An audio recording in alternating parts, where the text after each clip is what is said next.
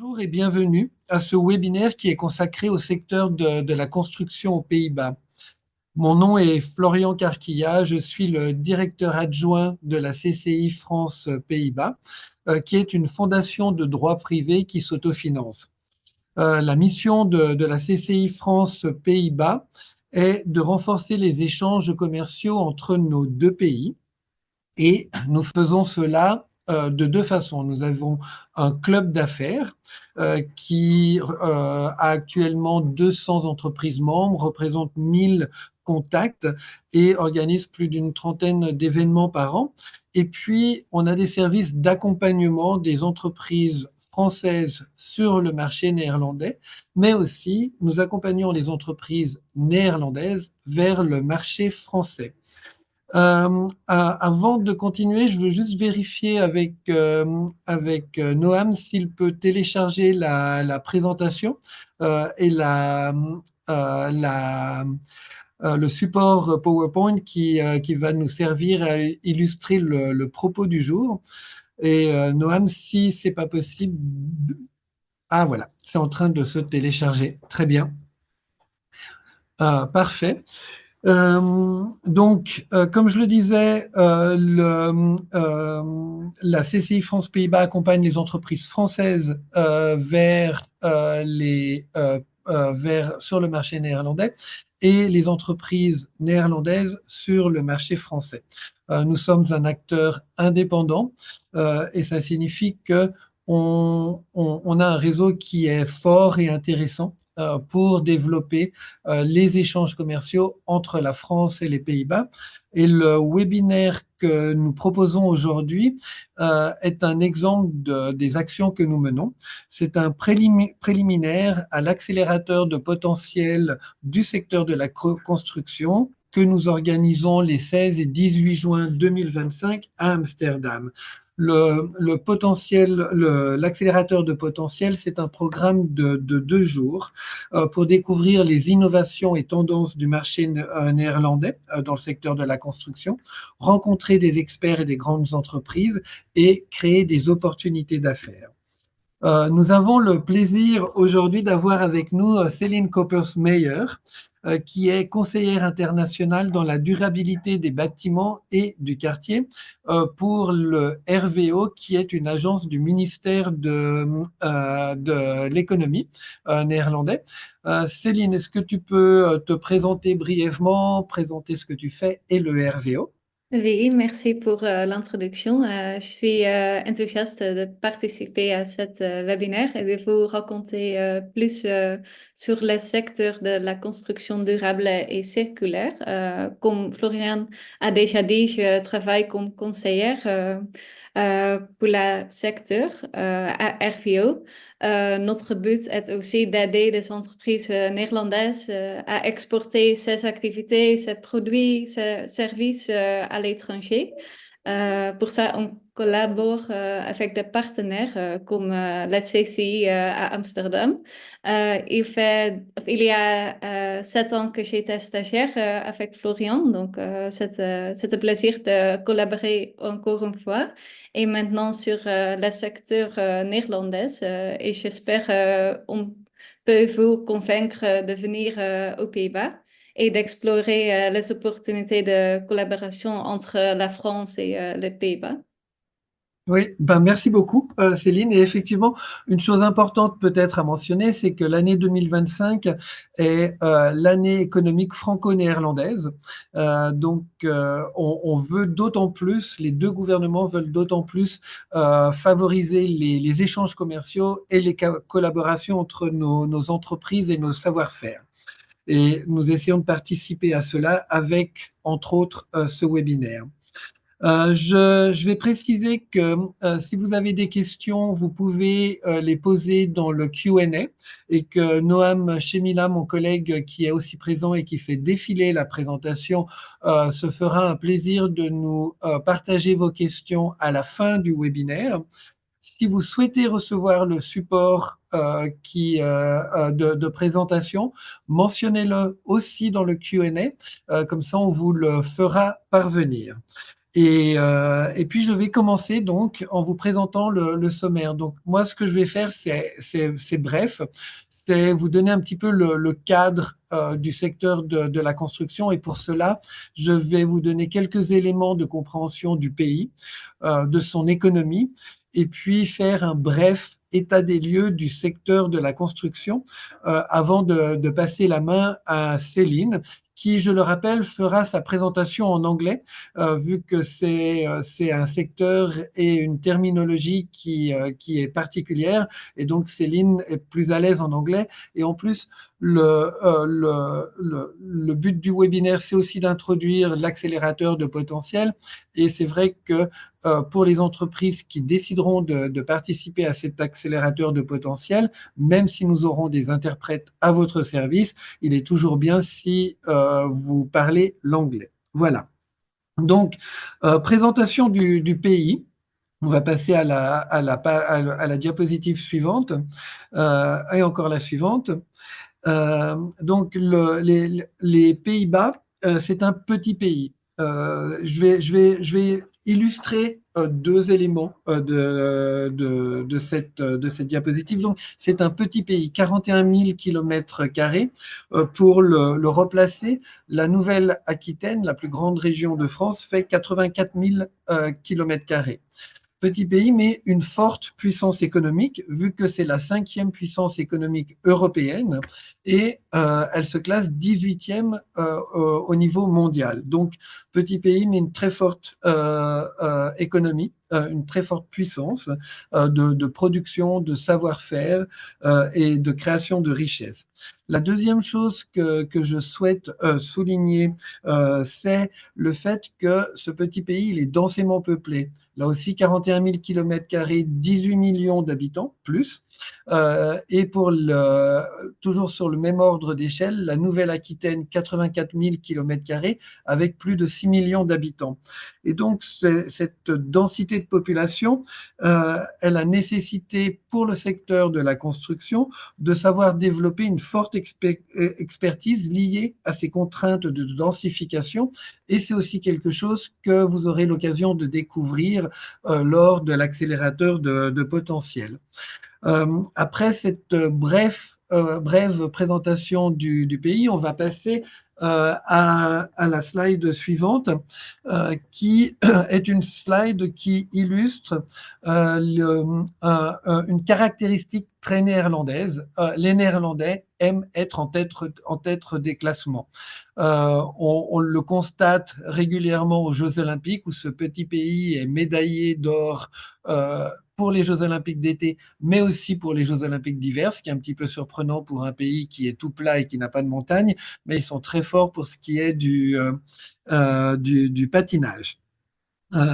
Et cette appétence à être premier de la classe, à être tête de classement, elle est représentative d'une nation habituée à bien faire les choses de façon efficace et pragmatique, des qualités qu'on retrouve aussi dans le secteur de la construction.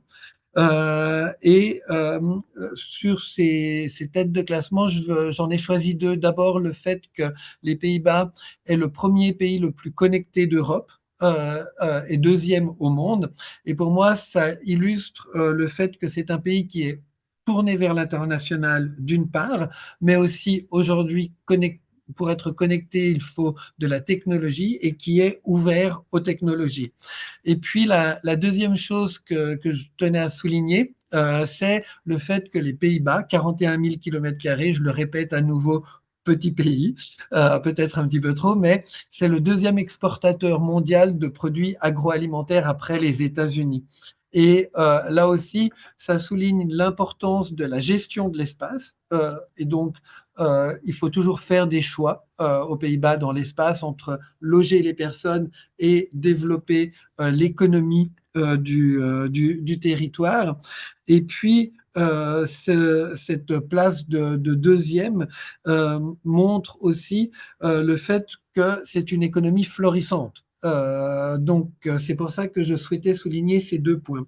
On va passer à la slide suivante sur les indicateurs économiques. et donc qui présente un petit peu rapidement l'économie du pays.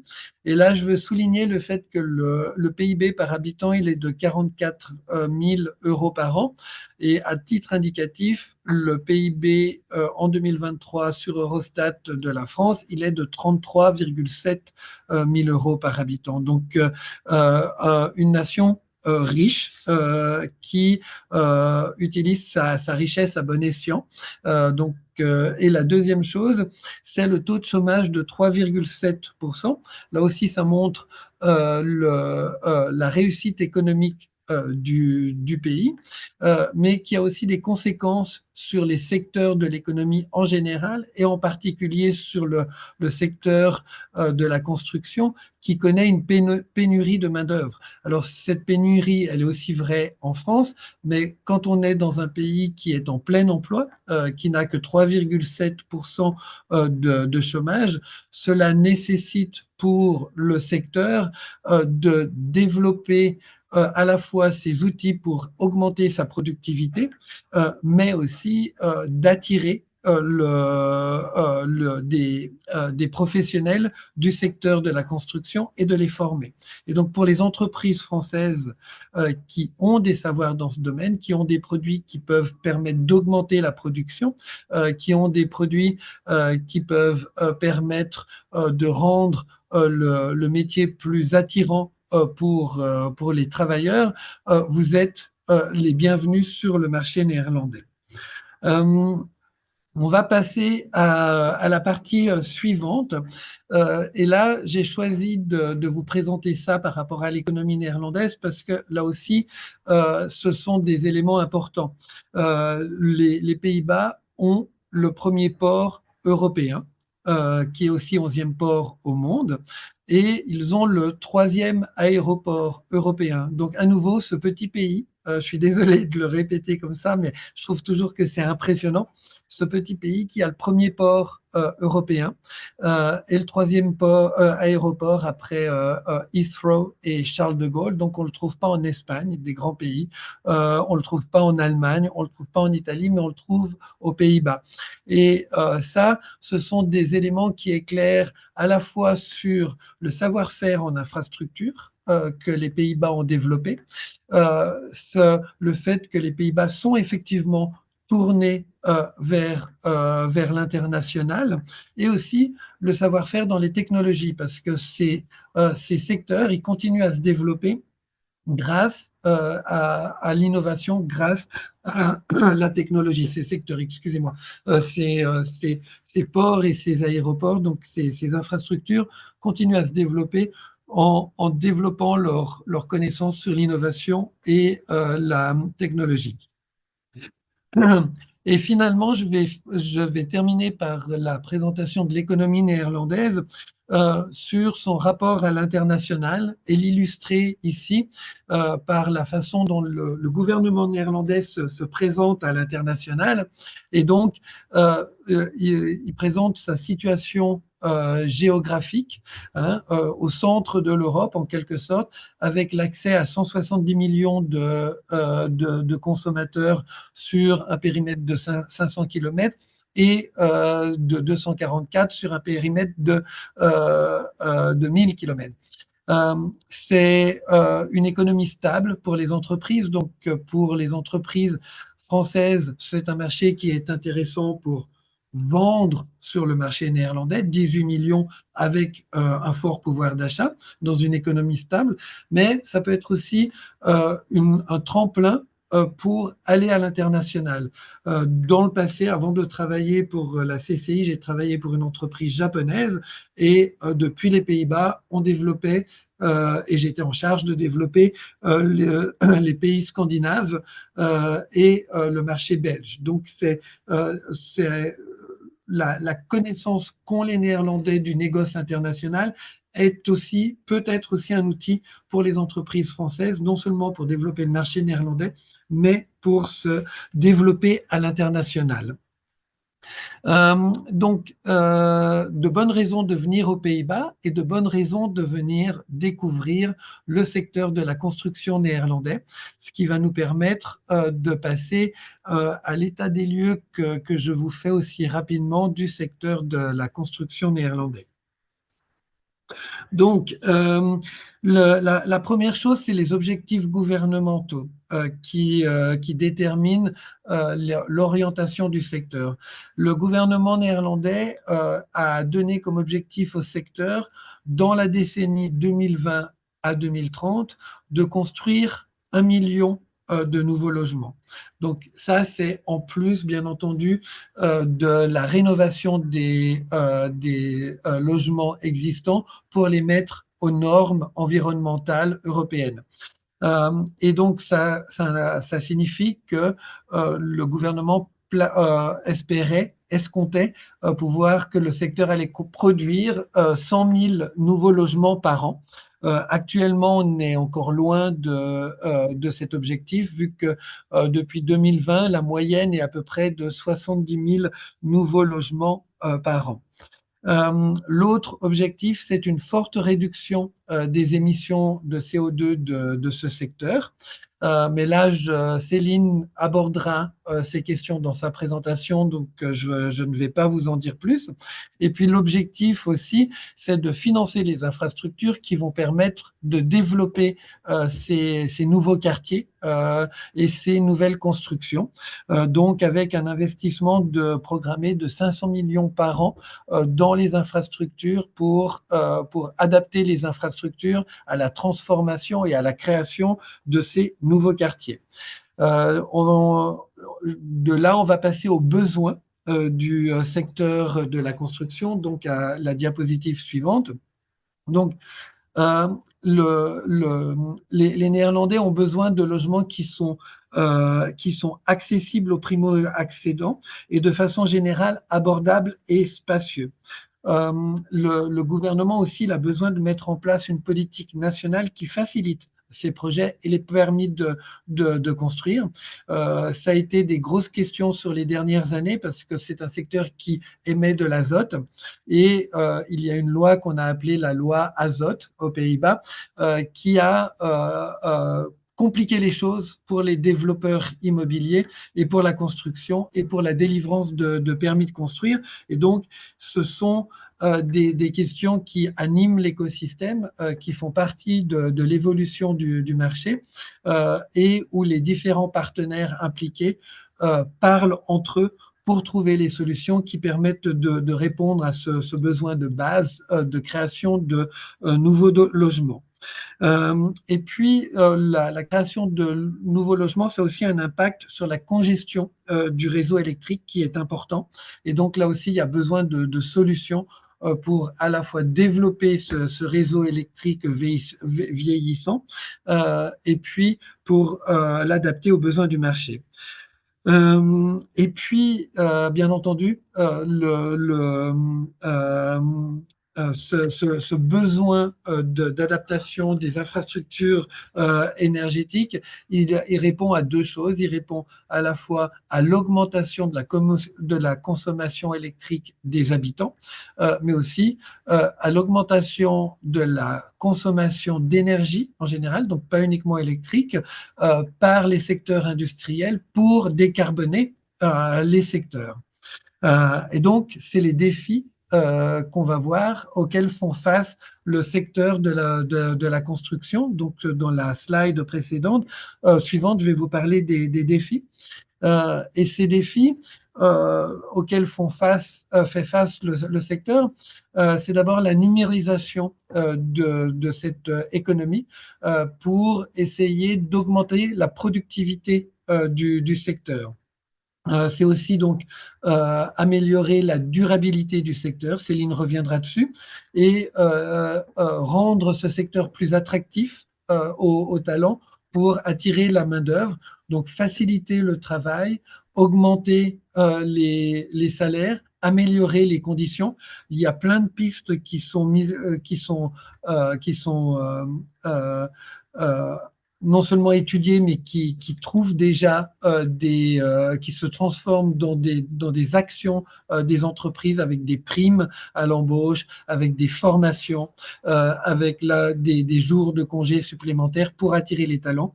Il y a des outils qui sont utilisés. Il y en a d'autres qui ne sont pas encore connus par le secteur néerlandais, qui sont peut-être déjà existantes dans le secteur français et qu'on espère que vous viendrez présenter au secteur néerlandais lors de cet accélérateur de potentiel. Autre défi, celui de l'espace. On l'a vu, hein, l'économie néerlandaise, elle a besoin de grandir, de grossir. L'industrie a besoin d'espace. L'habitant en tant que tel, dans sa vie de personne privée, a besoin d'espace. Et il faut marier cela sur un petit territoire. Et donc, il y a des savoir-faire qui ont été développés, qui sont très intéressants dans ce domaine.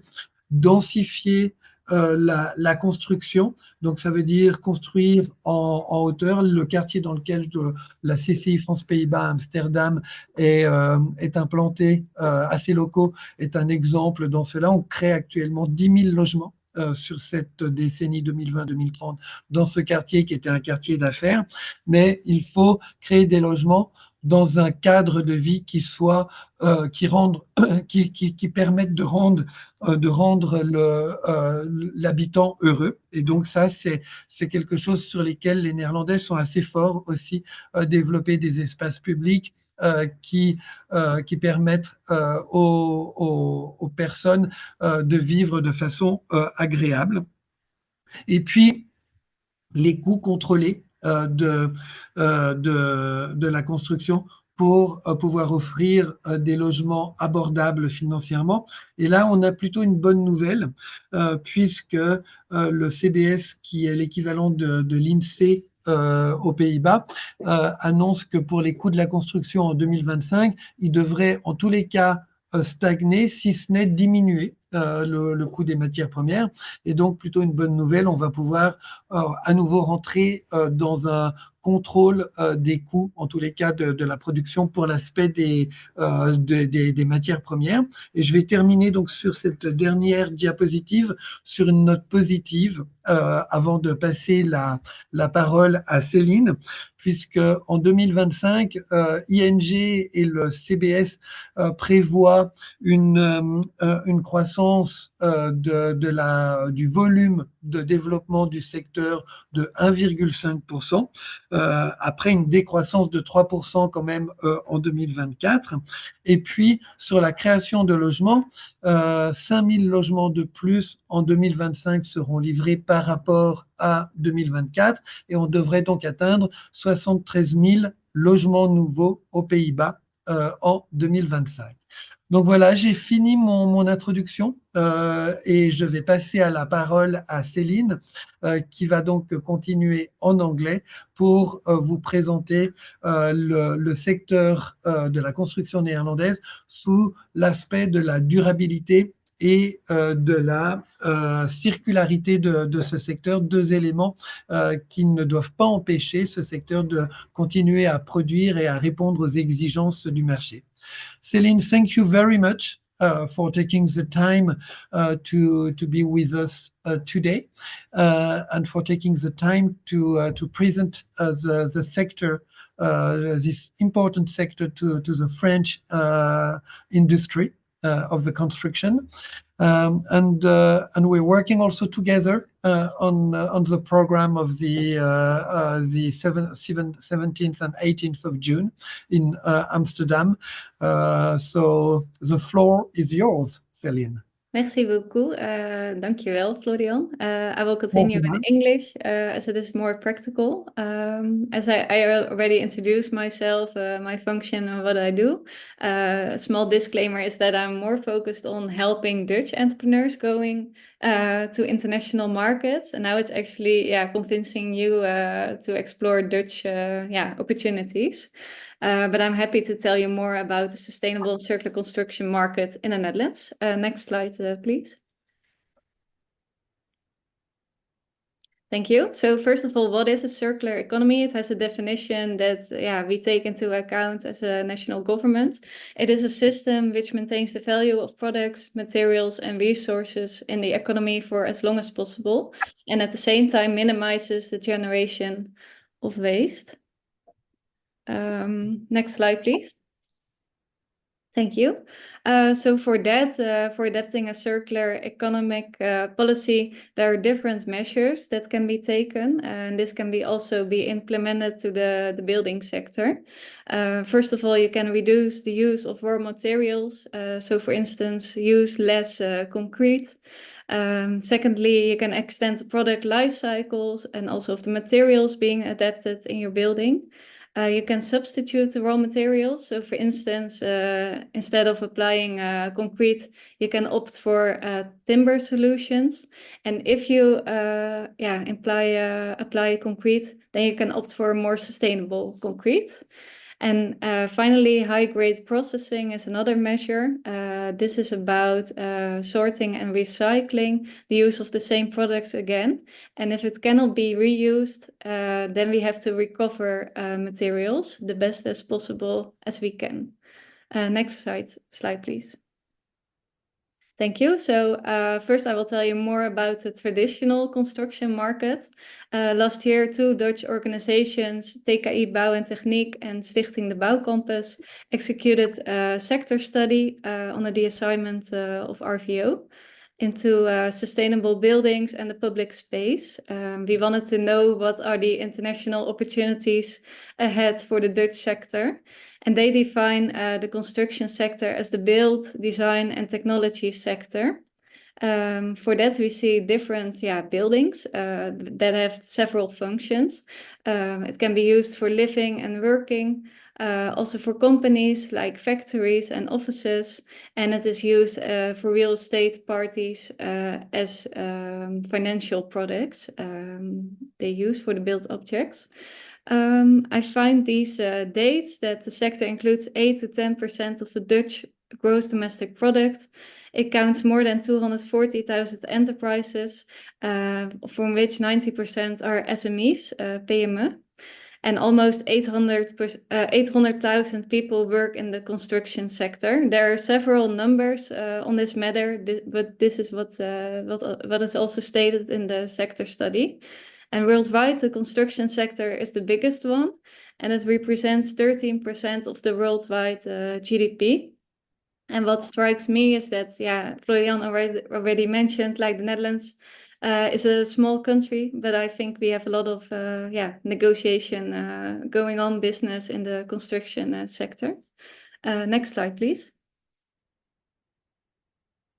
So I wanted to tell you more about the developments over the last years in the construction industry. So we talk about the volume of added value and the gross domestic product. The added value of construction is equal to the value of construction production minus the value of all the used materials, the energy, and hired employees, so the cost. We see that during the credit and euro crisis after 2008, the construction was hit harder than the entire economy in the Netherlands, causing the added value of construction to reach a low point in 2013. However, it was years after that it was recovered stronger than the entire Dutch economy, so that's interesting to see. The added value of the construction grew by more than 42% between 2013 and 2019. And in the same period, the gross domestic product grew by 13.5%. Since 2019, the sector had to deal with some developments and a rapidly changing market. There was the corona pandemic, I think we all remember, but at the same time, there were high material prices, a tight labor market, and also disruptions followed in 2022, when we also speak of an energy crisis and high inflation.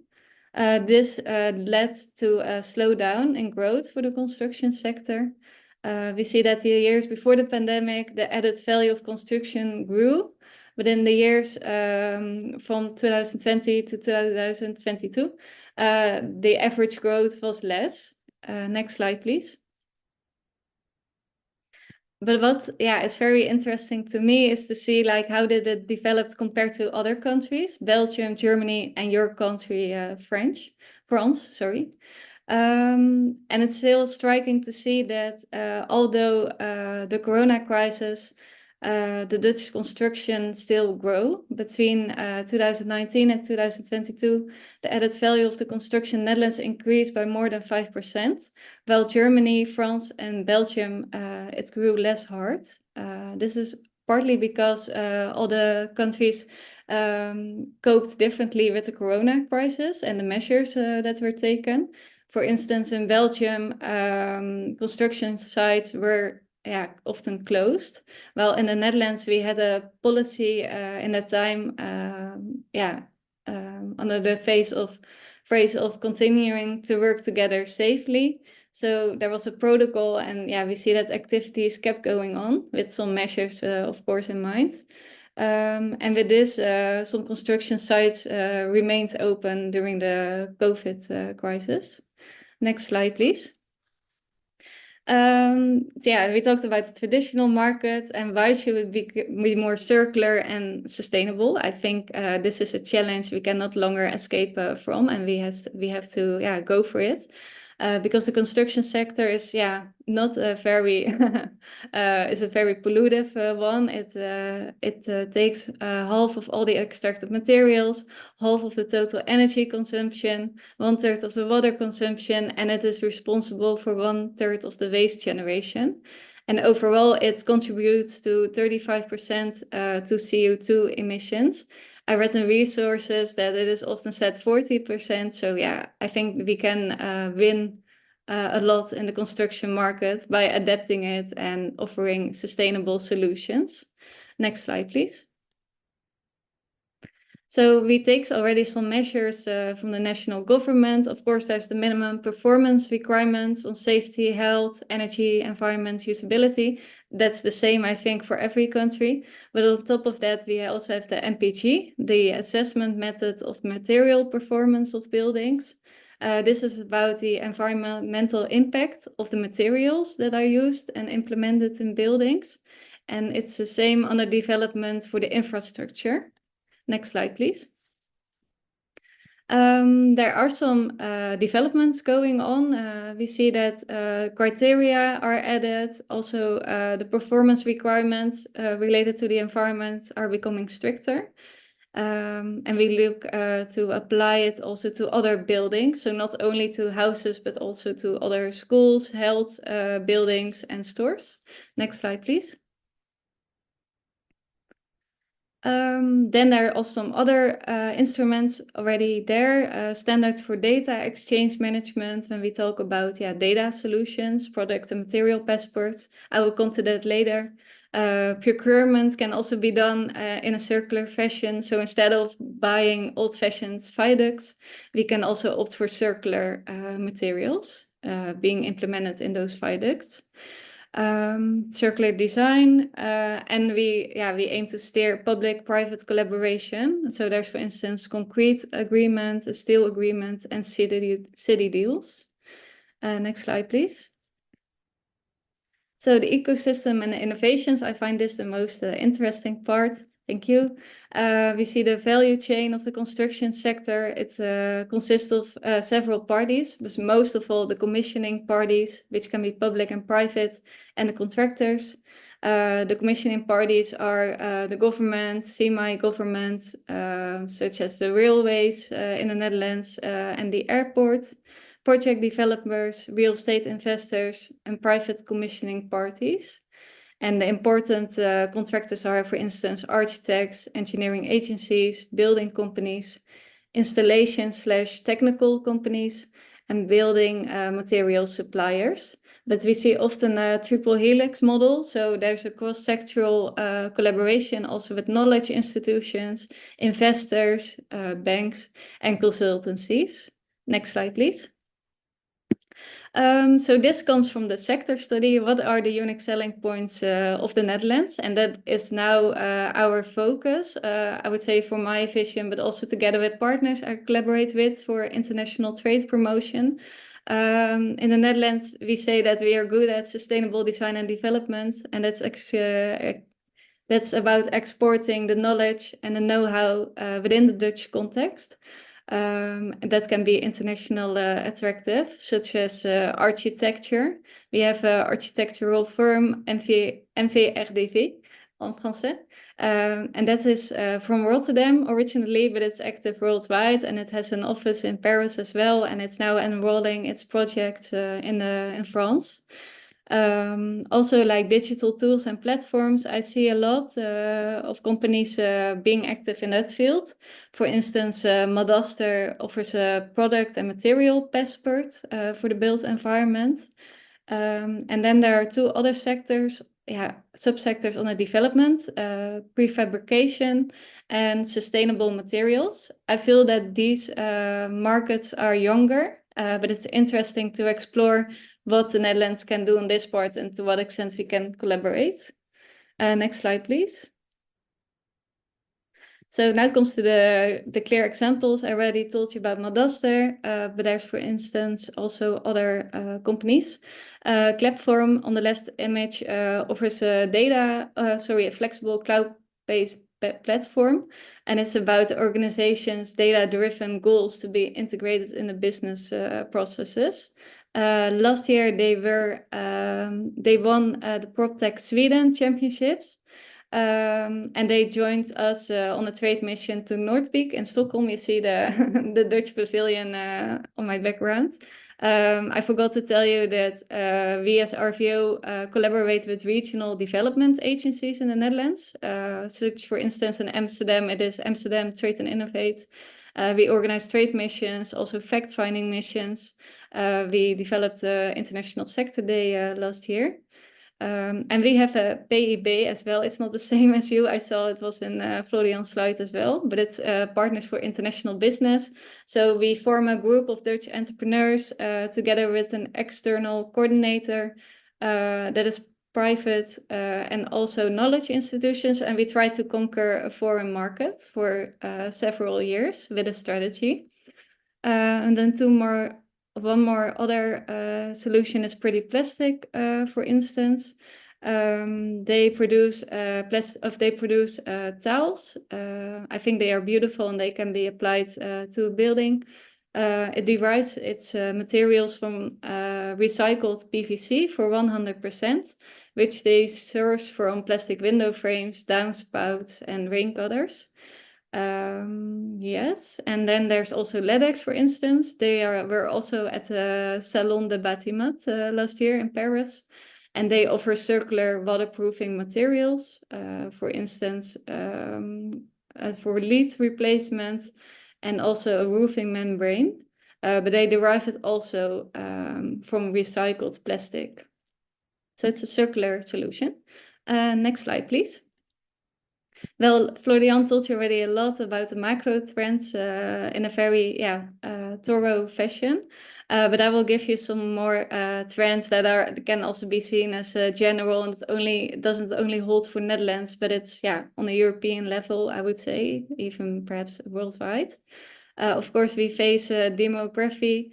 There are new needs for housing because of the elderly people in the Netherlands. They need other types of housing, and at the same time we face a huge shortage of houses in the Netherlands. Like the demand is higher.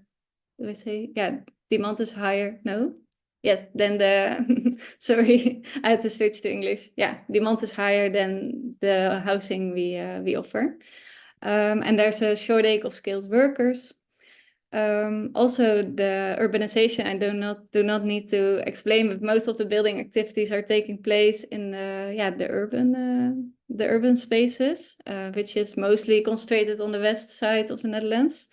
The environment, we face challenges with nitrogen, and a lot of buildings need to be renovated. There's a so-called renovation wave initiative in the European Union that offers also challenges and opportunities at the same time. We have a shortage of employees and skilled workers, and there we talk about the fragmented sector. So the activities that take place in our value chain, they are linked to each other, but it's still a very fragmented sector. and this results also in a lack of productivity. However, there are some solutions for coping with this productivity. For instance, industrialization, the prefab building, and digital solutions for making the process more productive and optimal. Financing, yeah, there's high inflation and high interest, and sustainability is more and more getting important. Next slide, please. So yeah, there are some challenging targets within the Netherlands, like finding alternative for the use of critical materials. The emissions, they also need to be significantly reduced by 2030 already. We work towards a climate resilient built environment, and by 2050 we want to become fully circular. So this means that we need sustainable, renewable raw materials, and at the same time reuse products and raw materials, and that we produce almost no more waste. I added here the sector study. It is available in Dutch, but if you use a translate machine, then you can read it in English or perhaps in French. And I think it offers a more overview of the Netherlands, a broader overview. And that's actually, the things I wanted to tell you today. Céline, thank you very much for sharing your knowledge with us today. I want to come back on two things. You mentioned the architecture, the architect companies, Dutch companies in France. There's also one thing is it's CS Veenhoven who's built of who designed the swimming pool for the Olympic Games. That's something important, and it's an important milestone in the architecture in Paris, and I think it represents very well the know-how of the Dutch industry, and also you said that prefab is quite a new development on the Dutch sector of the construction, but at the same time, compared to the French sector, you're ahead. I think there's a study that has been made by Arcadis, the engineering firm that is present in France and well developed in France, which shows that prefab technology in the Netherlands is already at a stage where it really helps the industry to go further, to be more sustainable, and also to build faster. So that's part of the thing that we will present during the Accélérateur de Potentiel. I don't see. There's no question at present, so if you have questions, do not hesitate to type them now in the Q&A or to raise your hand, and my colleague Noam will give you the word.